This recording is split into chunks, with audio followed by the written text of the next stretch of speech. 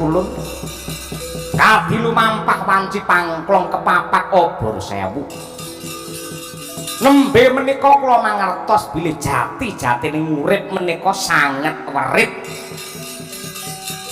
kula ngaturaken panuwun ingkang tanpa upami yang Bu Ulun Semar sakwise padhang kang dadi pikirmu aja kesuwen anggenmu mapan ana kahyangan alang-alang kumitir merga lamun to kowe lunga saka desamu iki mengko wis ora ana sing dadi gondhelan malah kepara bisa mbebayani merga ora ana sing elek-elek tumuju marang bebener satemah menungsa mengumbar karo nepsune dhewe baliya marang desamu lan aja kaget lamun to weruh desamu wis beda nalika kok lenggahe biyen lan ripalungguhan iki tak sebul nganggo donga pangestu dandana cara nom-nomamu mbiyen nalika isih mapan ana kahyangan men wong ki banjur ora ewuh pekewuh marang sapa to Semar kuwi sakwise jeneng kita dandan kanthi prayoga kanthi jatnika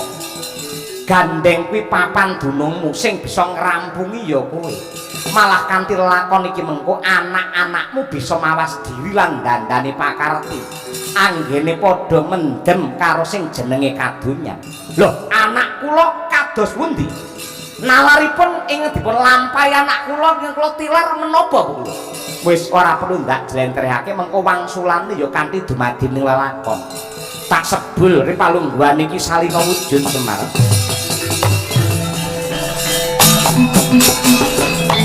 mentang gendewa debya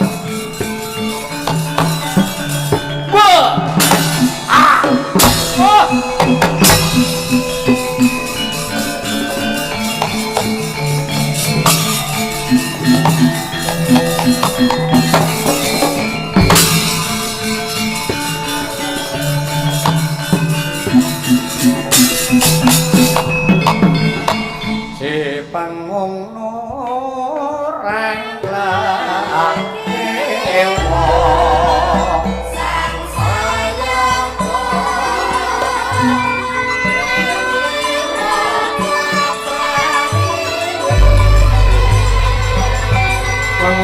ramyaning kang sasangka kumanyarang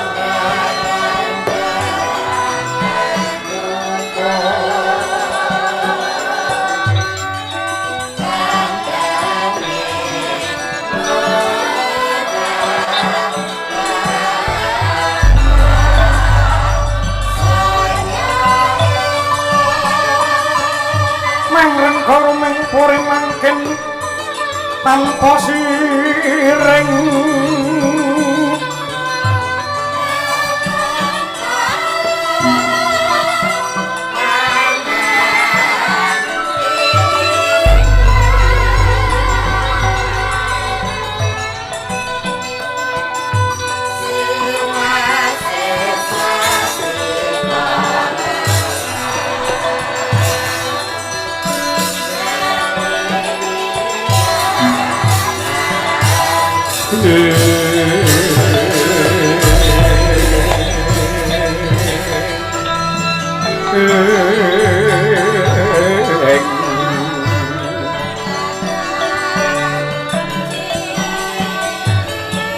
bilangku kinempet-tempet dosa rekaning bawana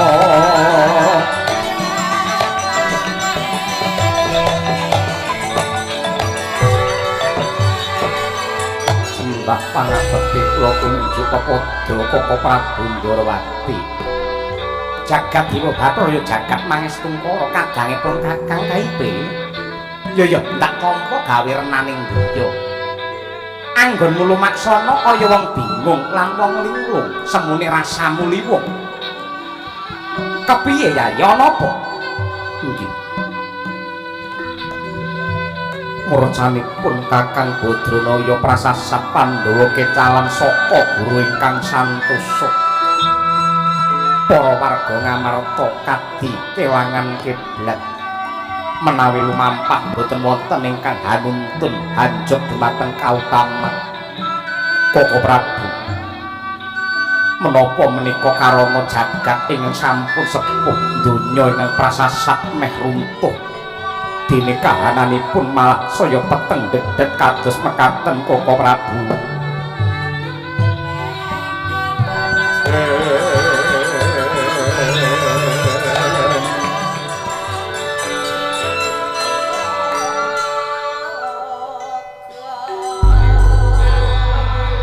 saranane wong yen lubung batah lopo kurang guling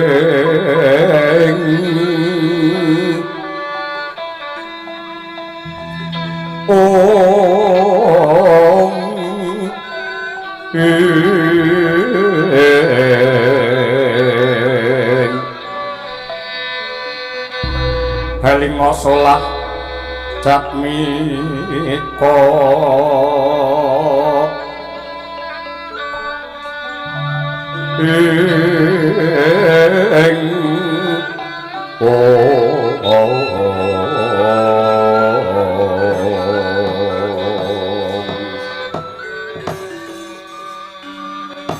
kadangipun Kakang Yayi Arjuna wonten dawuh Koko Prabu Purhanana ya Dimas yektine lakune jaman kuwi tanpa beda kaya lakune wektu sajroning sedina sewengi wiwit saka esuk awan sore nganti ratri maknanipun kados pundi ing manci esuk kuwi sinebut jaman emas ing jaman emas kuwi anane mung kautaman kebecikan lan hambek suci menungso mung manembah lan ibadah sarta ngagungake rasa asih marang pangeran welas karo pepadane makhluk sarta tresna karo alam saisine mula ingkang kababar anane mung tentrem rahayu merga jagat iki isih suci durung kalepetan dening dosane menungso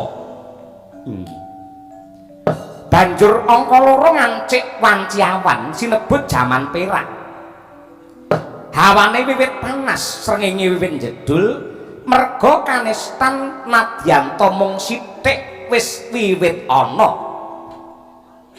Sak banjure nglerek meneh wanci sore utawa sinebut jaman tembaga.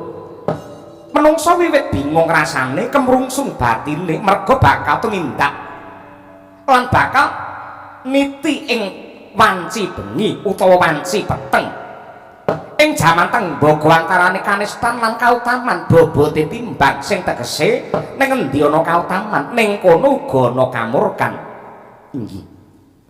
Sabanjure kang pungkasan ya kuwi wanci bengi utawa ratri sinebut jaman wesi. Kahanane peteng menungsa polahe kaya kelangan kiblat.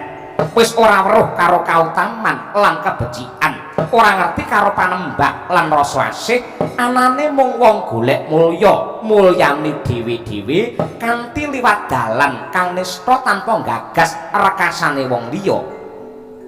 Mulai jaman wesi iki kautaman wis ilang merga kagiles dening mungkare hawa nafsu ingkang ditindakake dening jalma manungsa. Inggih. Lah nanging yektine lakune jaman lan wektu mau kaya ubenging roda. Lakune jaman lan wektu iki kaya ubenging roda wiwit saka esuk awan sore bengi banjur balik esuk meneh sakteruse. Tegese yen jagat iki wis ngancik jaman wesi bakal ngambah jaman emas meneh, nanging suwe lan orane lakune wektu mau gumantung tumindake manungsa kepiye. Yen sipate menungsa mung uja murka ngumbar dosa, lakune bengi saya dawa, nanging yen menungsa gelem mertobat lan dandane pakarti tumuju marang kasucen, pepetenge wengi enggal gumingsir dadi biar padang ngancik wanci gagat rahina. Mula yayi yen kahanane saya peteng dedet lelimengan mesti padange enggal teka lamun to menungsa yektine gelem nyedak lawan panembah lan ibadah bakal weruh jedule srengenge kang dadi pepadang padange urip lan ngrasakake segere hawa ing wanci esuk Dimas Arjuna. Kartika panjresuk sumelak wadana kengis pangasadining kusuma memayu waloyeng bumi kraitanen timen ngrata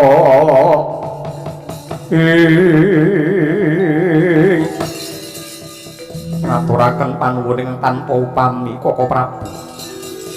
Siadi bakal menyang endi? Nadyan Kyai Semar sampun murca mesti kemawon kula mboten badhe nigakaken dhumateng anak-anak ibu. Pramori palengguhan samangke kula tetep badhe bidhal dhateng Klampis Ireng. Yen ngono bareng karo lakuku merga sing ndak tuju tanpa beda kelawan Siadi. Ayo ditonton. Yen Semar ora ana kira-kira polahe menungsa do kaya apa?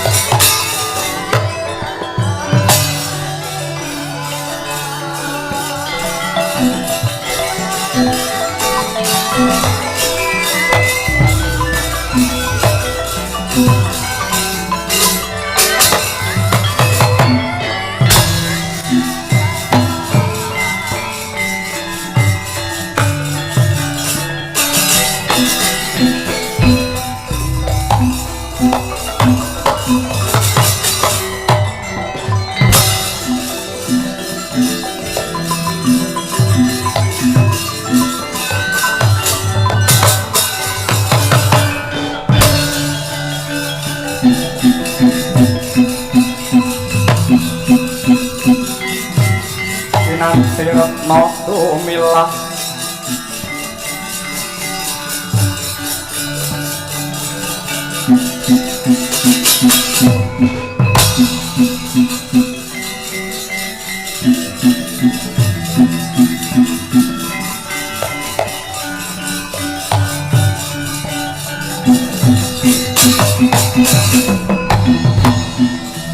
kadang lan keken caran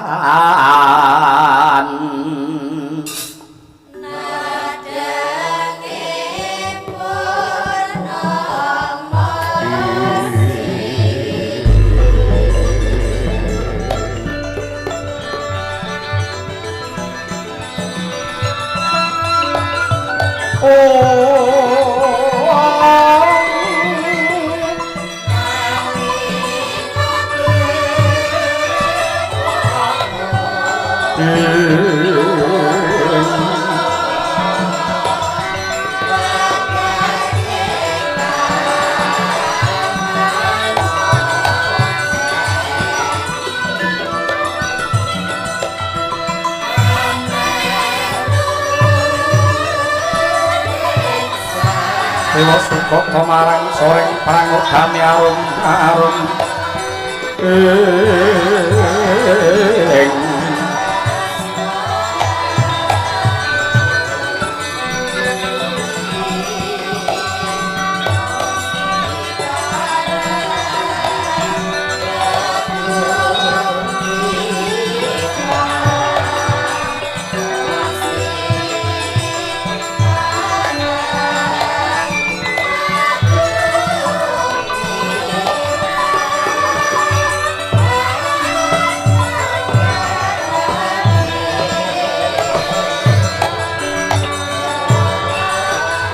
ramyang jagat wetan moyo-moyo jagat kulon yekti dudu sunari Surya Candra ndarumyang Kartika nanging gumelare kambangan alang-alang kumitir ing mundarandir bawana ana wujudan putran Denta putran tegese cilik Denta gading nadyan cilik gedhe pangaribawane nenggih menika ta ingkang awawisik Sang Hyang Padawenang ingkang nalika ing mangke anampi sowanipun ingkang mayah nenggih lurah ing Karangkadempel Kyai Semar Badranaya ya Ismaya mangkono kawijil kang pangandika alus ruruh ririh hangarah-arah kebak ing reh kawibawan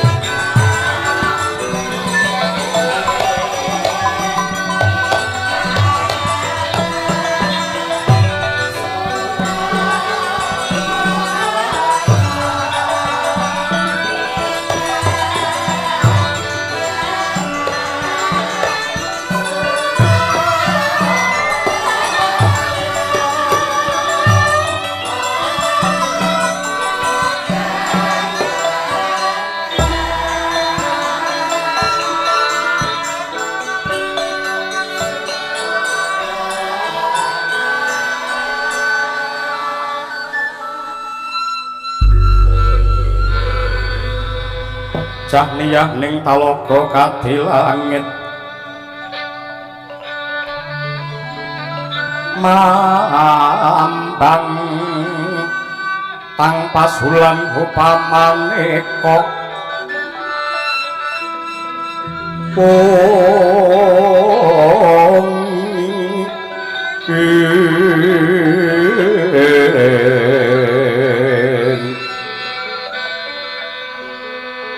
lintang tulya kusuma iwa sumawur ing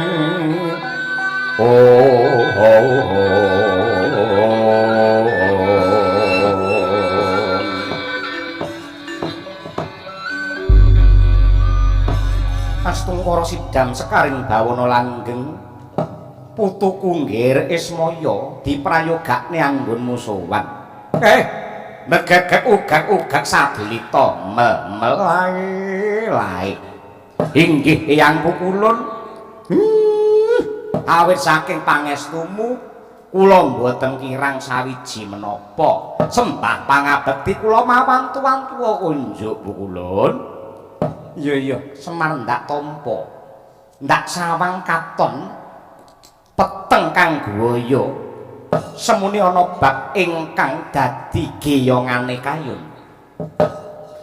Eyang Pukulun kalilan kula matur saklebetipun bingung raos kula sinten malih ingkang kula sambat sebuti kejawi namung paduka supados Semar menika enggal antuka trontong pepajar. Nuwun sewu.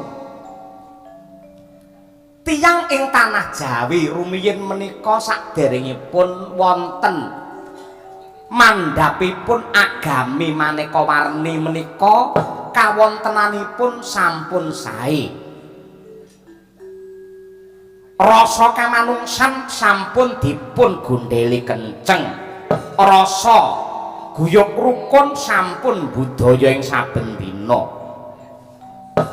Ning saksampunipun agama menika nyebar wonten ing Pulo Jawa sebabipun menapa mongko agama niku tuntunane menungsa kangge nuntun dumateng morale titah. Ning sakwise menungsa niku do ngrasa agama tek pakartine kaya wong sing ora nggilut agama ya.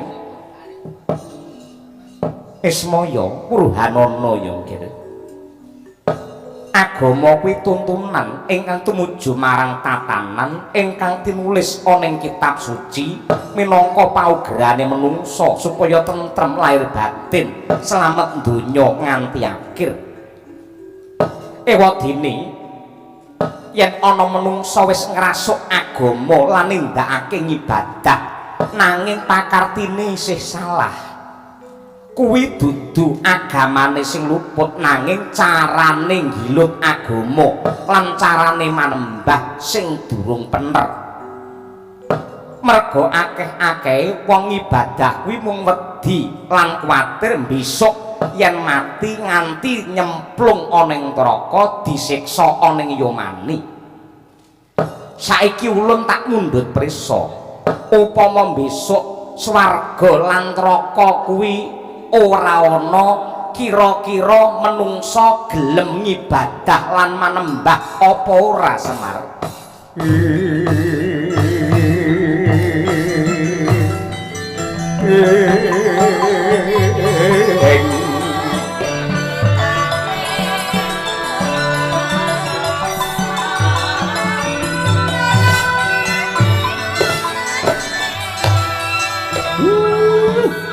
Kula mboten saged caos wangsulan Eyang Pukulun.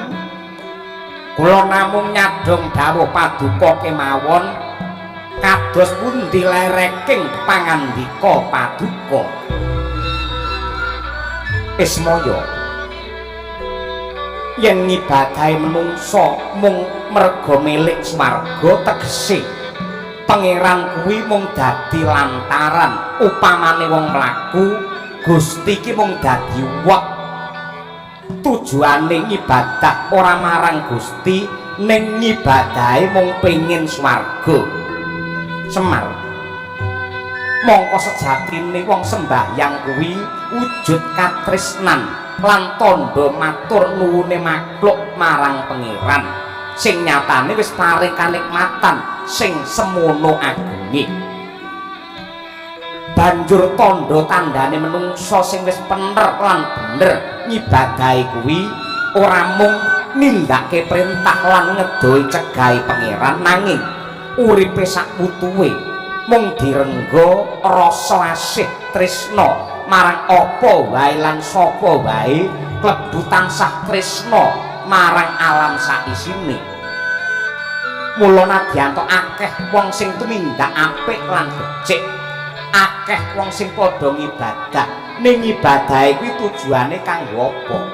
Ana uga wong tumindak becik ki merga pancen kepepet bisane ya kaya ngono ana uga sing tumindak becik merga pancen wedi ana uga wong tumindak becik merga pancen sing dibisa ditindakake ya mung kuwi wae ning sing luhur dhewe tumindak becik tanpa dipeksa lan rasa wedi karo sapa wae lambarane mung gedene rasa tresna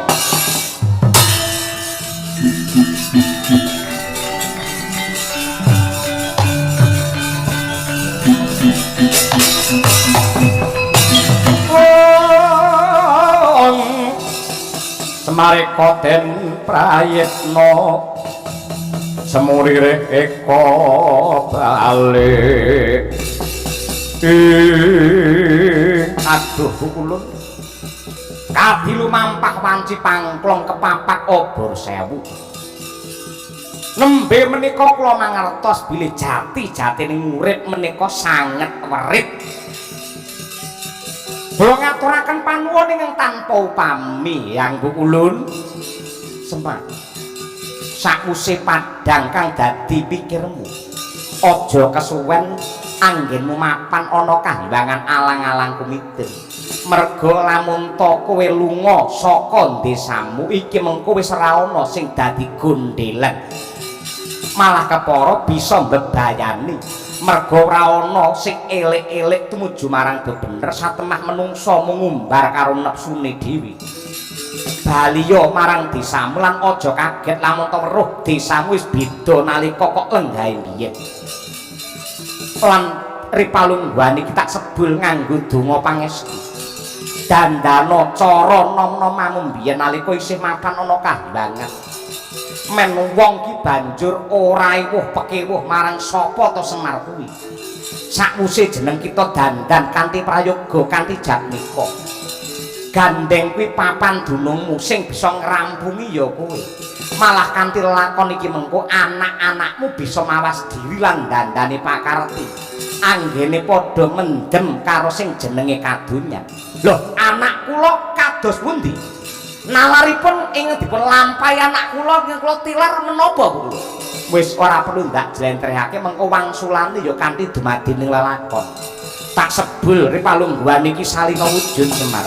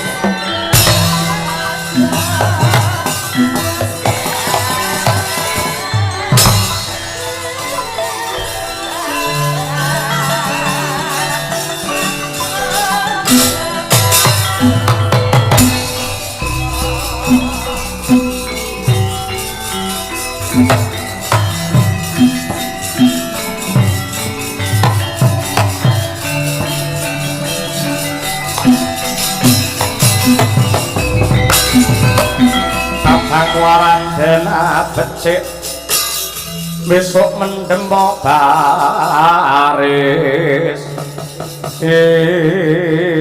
gareng lawan wonten timbalan kang ngadhawuh Raden Patih Harya Sengguni kowe weruh dhewe to adimu sakloron kae ora kena disepelekake Kurawa padha mundur sing bisa ngrampungi adi-adimu ya mung kowe dhewe yen kowe bisa nekuk adimu Petruk kelawan Bagong tan wurunga gampang pitungi supaya enggal klampis ireng ki dadi hak wewenange wong Astina banjur kuwi nampa dhuwit jumbuh kelawan prajanjit samangke adepono dhewe kae adi-adimu wah ora kena genahi becik tenan Petruk karo Bagong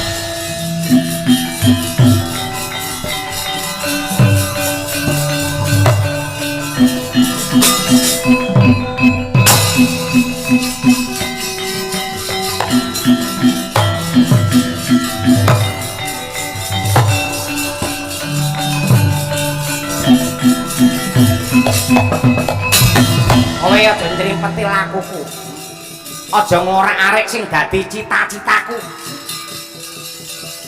kowe iki sik nekat yaene sik nekat kowe bengak-bengok kaya ngono tak sah mripanmu wis abang kaya ngono bola-bali bocah ora genah ngeyele dikek ning ngarep dimulyake nek ra gelem aku wit kuncung nganti gelung kowe barang dadi kere saiki wancine munggah bali paradene kaya ngono kuwi kowe aku ki wakile bapak sing nentokke keluarga Klampis Ireng dina ki dudu sapa-sapa kejaba menala wigareng lho lek sing kok tentokne tumuju marang bener lan apik monggo Mas monggo aku manut aku tuturi lek kelakuanmu kaya ngono ngedoli warisan bapak sing rong cetha lunga apa mati ngene kelakuan menungso apa kelakuan iblis oh pancet ndrak dawa umurmu kowe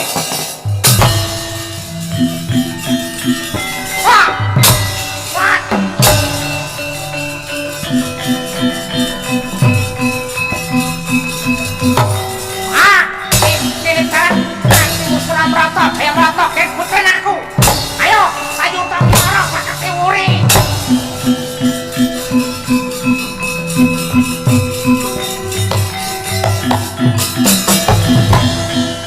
kalah karo Mas Gareng kalah ora awi ra mentolo karo wong ngono wis cilik ceko mripate kira sikile gejek kaya ngono kuwi lah tak antem pisane genah semabut no Gareng ora mentolo Tru lah terus piye pokoke piye carane aja nganti Kurawa kuwi mboten darah rayah Klampis Ireng perkara Gareng rasa diwales jarne engko turu dhewe kedeke terus sawang wae sing penting yen nganti Kurawa wani nyideg bumi ing Klampis Ireng wo iki engko berdarah-darah tenan lho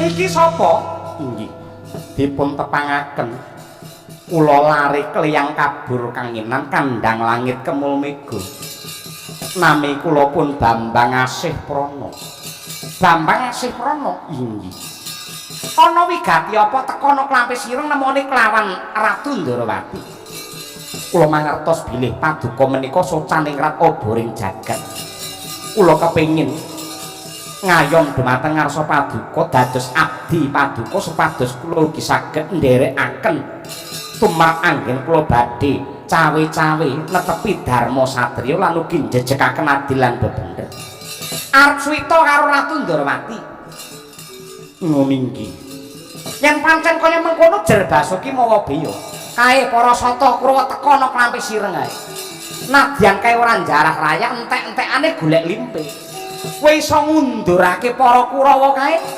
gedhe ganjaramu ganjaranipun menapa kowe tak wenehi desa Klampis Ireng sak randane Semar sing jenenge Kanastren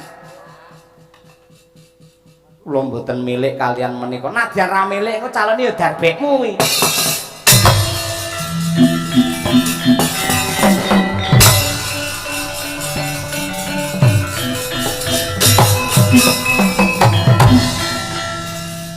konjur diwenehi Klampis Ireng diwenehi randane Semar yen Semar goleki mangke kados pundi kowe canem ora ngerti bangsa ngono kuwi sing ngerti sing lawas-lawas ngene wong masem kaya kowe ora ngerti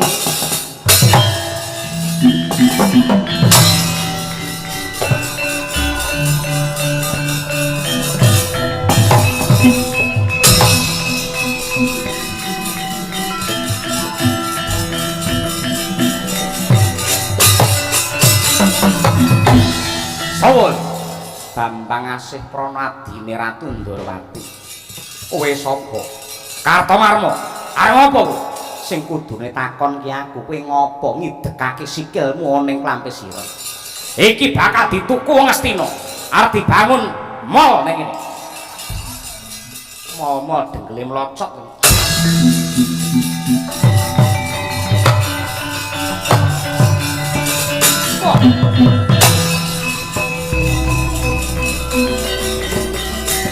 Wah.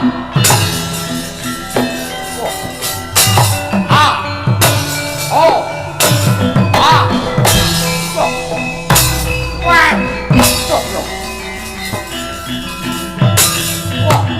Wah. Oh. Wah.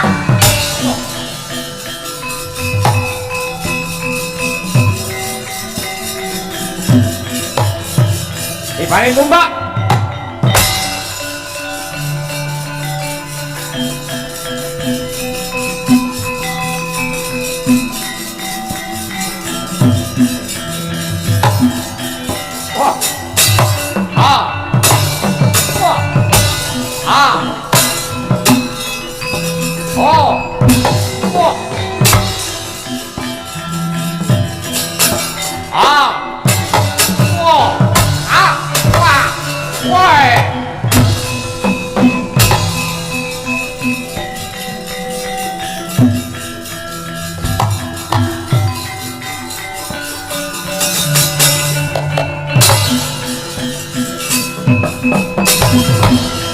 Nadyanto mundur nanging dereng kalah.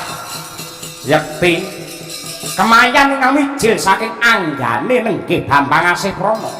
Kaya lesus lir pinusus kabuncang para kura bali marang negarane.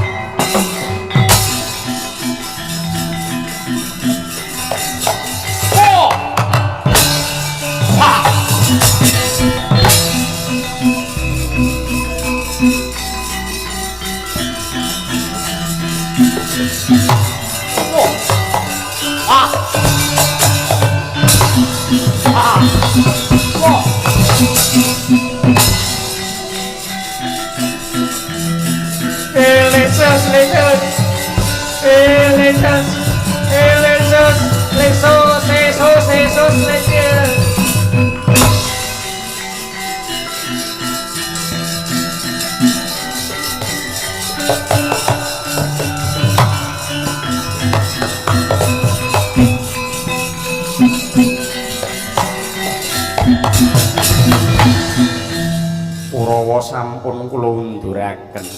Matur nuwun. Menapa malih ingkang kedah kula tindakaken. Lho. Ing antase yaine nek ana wong soroh bau kaya kowe. Pengin kok dikongkon nek ngono ra. Mumpung badan kula sehat menika. Sarangan tenan. Kae cah telu anak Semar ya tukaran. Kowe iso ngrukunke cah telu kae. Oh, dadi abdiku ki nasib pangestu.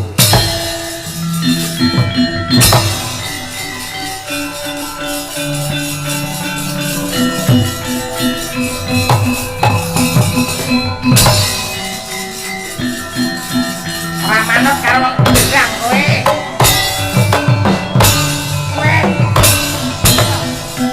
Mas. Woi.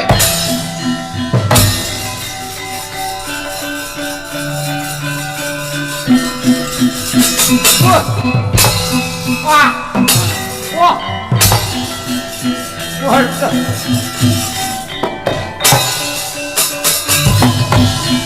Ayo gelem pisah kok. Pisah ora. Bocah telu ora nek sing bejaji kabeh.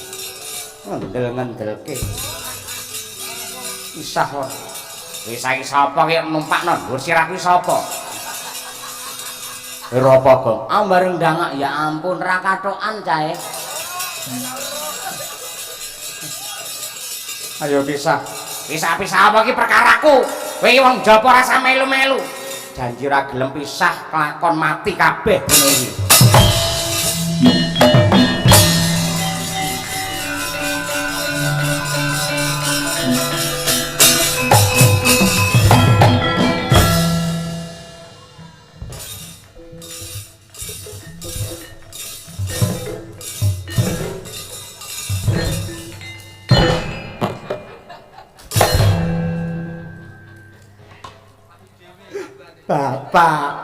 Bapak madhep rana lho ora.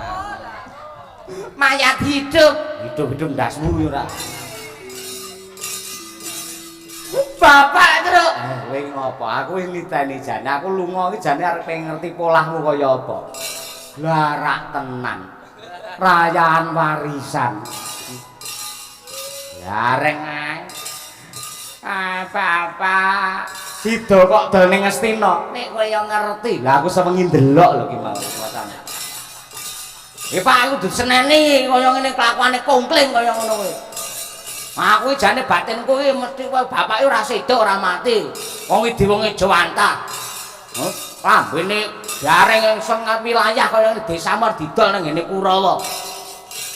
Arep kok dol pira? Omahku arep kok dol pira?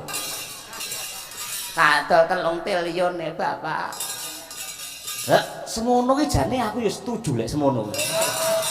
Iki ya ngono ora malah. Malah melu-melu. Nah, Bapak sudah pulang ya. Nah, desaku Cepetrejo lagi arep mbangun desa. Ndarawati ki ratune kae ya gawanen rono. Piye carane kabeh ndonga supaya Cepetrejo iso dibangun. Mergo bengi ki lakone bangun. Semar. Endi? Anu Bagong bangun desa kok. Bagong bangun desa. Ngen mundi, Truk? Pecukilan. Kowe endi, Reng? Angulang-alih ra cetha alamatku. Apa enek wilayah Kongkling Rejo. Sinuwun nggoni wong cilik nangis kalian jenengan teng Cepetrejo.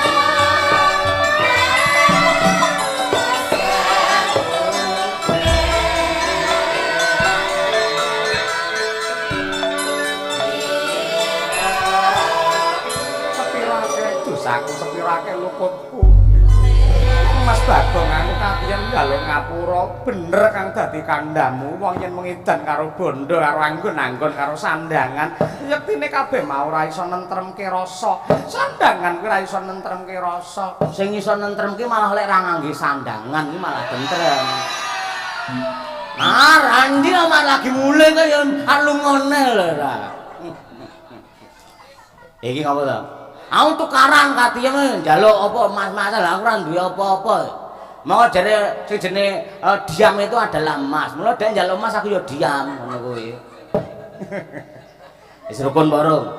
Kuwi anake gembrayah ngono iso geger ora. Piye iki piye? Aku njaluk ngapura Mas Bagong. Ya padha-padha sepira gedene nakanku aku ya njaluk ngapura. Luputku, sorry Pak, sorry sepira gedene luputku njaluk ngapura. Kowe kudu bangun nikah ya. Wis tau tukarane apike bangun nikah. Kaya wong Tulungagung lho. Bangun nikah nanggap wayang. Kuwi apik kaya ngono kuwi. Dadi loro-loro gawe mbangun desa karo mbangun nikah. Ngono. Oke, siap, matur nuwun. Kene Nduk, mburi kene Nduk. Inggih, Mas Bagong. Pak, dawuh apa lho? Kiyaine ndang ngomong apa ta apa lho? Sinuwun Prabu Ndarawati. Iya. Ndarajuna. Iya, Kakang. Nah, matur nuwun sing jenenge wong desa niku tentrem rasane marem batine yen para penggedhene gelem medhun ngeten iki. Nah, mangpirsane nika wong ing Cepotrejo sami nunggal tekad, nunggal niat, nunggal kiblat golong geleng gilik ciptanipun anggene kepengin dandani desa. Mbangun desa niku mboten namung secara lahir kemawon, ora mung dalane sing apik, papan panembahe sing becik, mboten namung niku. Ning piye carane iso gawe ati sing melu suci. Mergo ngeten, laku sing abot dhewe, laku prihatin sing abot dhewe niku jebul mboten kok tiang poso, tiang rawat, tiang sesirih lan sanes-sanesipun. Ning laku sing dhuwur dhewe derajate niku lamun to duwe ati sing apik,